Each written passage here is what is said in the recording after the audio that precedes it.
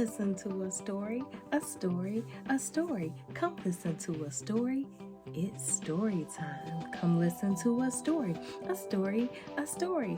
Come listen to a story. It's story time. Hey, friends, welcome to another story time with TT Brittany at Grow With Me Educational Center. We're here. Before we get started with our story, we're going to learn about this reading. It's not a reading tool, but it's how we set up stories. And this is called a setting. Okay? Now, we learned about characters. Those are the people or things that are very important to our story. But now we're going to learn about settings. What is a setting? That's where it all takes place. So maybe the setting is outside in the park. Maybe a setting is at your house. I don't know. For instance, one of my favorite movies is Frozen. Frozen, the setting of Frozen is in Arendelle. Okay? So the book that we're going to read today is called Corduroy.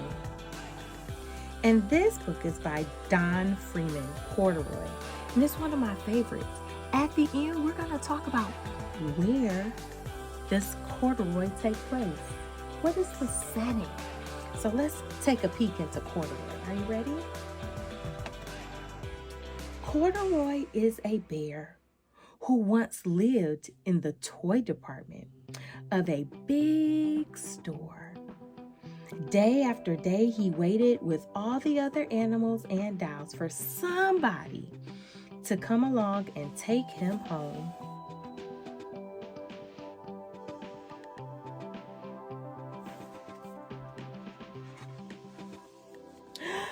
The store was filled with shoppers buying all sorts of things, but no one ever seemed to want a small bear with green overalls. Then one morning, a little girl stopped and looked straight into Corduroy's bright eyes. "Oh, Mommy," she said, "look, there's the very bear I always wanted." "Not today, dear," her mother sighed. "I've spent too much already. Besides, he doesn't even look new. He's lost the button to one of his shoulder straps."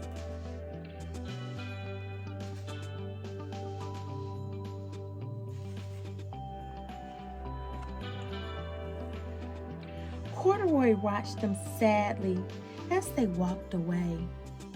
"I didn't know I had lost a button," he said to himself. "Tonight, I'll go see if I can find it."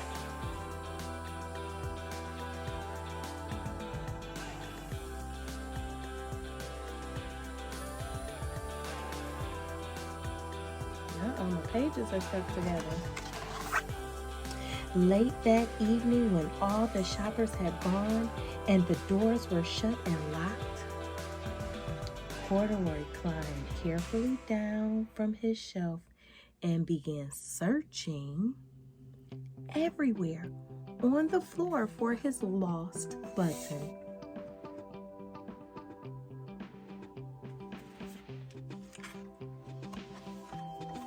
Suddenly, he felt the floor moving under him.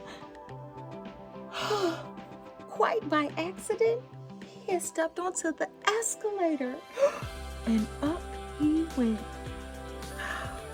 Could this be a mountain, he wondered? "I think I've always wanted to climb a mountain."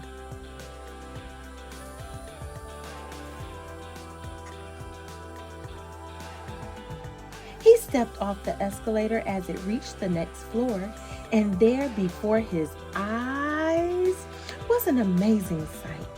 Tables, chairs, lamps, and sofas, rows and rows and rows of beds. "This must be a palace." Corduroy gasped. "I guess I've always wanted to live in a palace."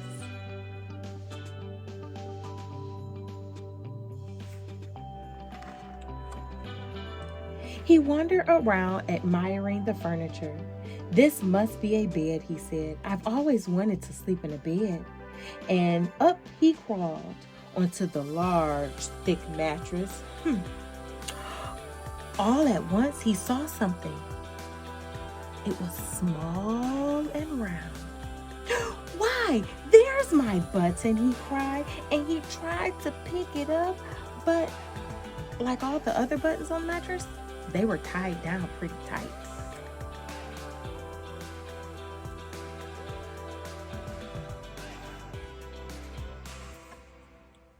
He yanked and pulled with both his paws until pop, off came the button. And off the mattress Corduroy toppled, bang, into the tall floor lamp. Over it fell with a crash. Oh my.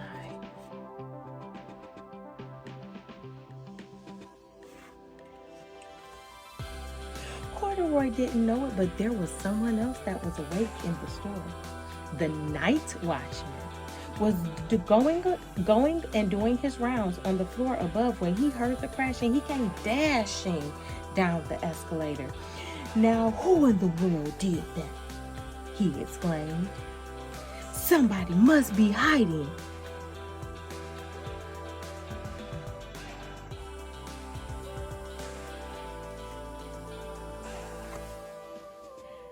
He flashed his light under and over and over and under the sofas and the beds until he came to the biggest bed of all.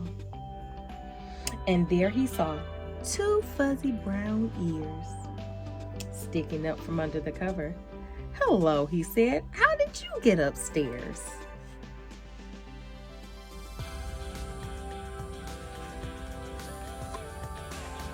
The watchman tucked Corduroy under his arm and carried him down the escalator. And he set him on the shelf in the toy department with all the other animals and dolls.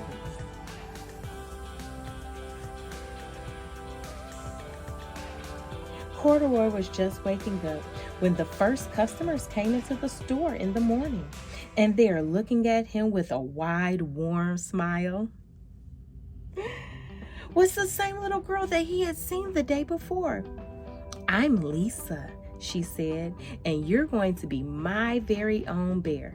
Last night I counted what I had saved in my piggy bank, and my mother said I could bring you home."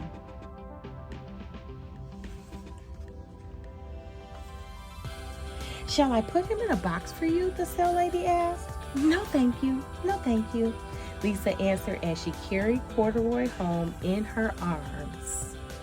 She ran all the way up the 4 flights of stairs to her family's apartment and straight to her room.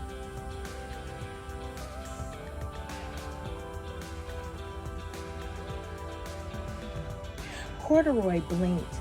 There was a chair, a chest of drawers. Alongside a girl-sized bed stood a little bed, just the right size for him. The room was small, nothing too enormous, like a palace in the department store. "This must be home," he said. "I know, because I've always wanted a home." Lisa sat down with Corduroy on her lap and she began to sew a button onto his overalls. "I like you the way you are," she said, "but you'll be more comfortable with your shoulder strap fastened."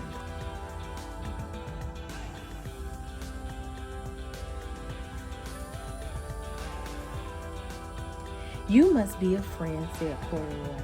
"I've always wanted a friend." "Me too," said Lisa, and they gave each other a big hug. The end. Corduroy by Dan Freeman. Now, where did Corduroy take place? What was the setting? I'll give you a minute. Do, do, do, do, do, do, do. It was a department store. Very good. And the last part was at Lisa's house. Thank you for joining in. See you later. Bye, friends.